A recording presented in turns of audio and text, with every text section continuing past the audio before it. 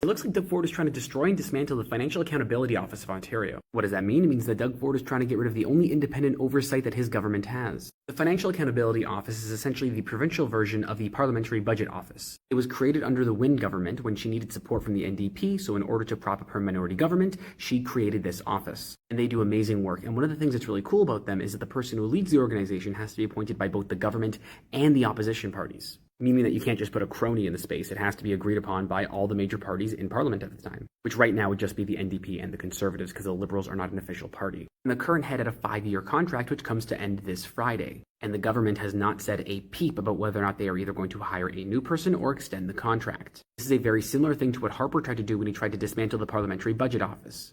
Essentially, you just never fill the role of the head. You basically make it so that it's impossible for them to do their work, and you slowly hope that everybody leaves the office and therefore there's no skills and ability to actually complete the work. You can't legally dismantle it, so instead you just make it so that it functionally is useless. If you want to know who gave Doug Ford this idea, it's most likely Stephen Lecce, who was an aide under Harper when Harper tried to do the same thing.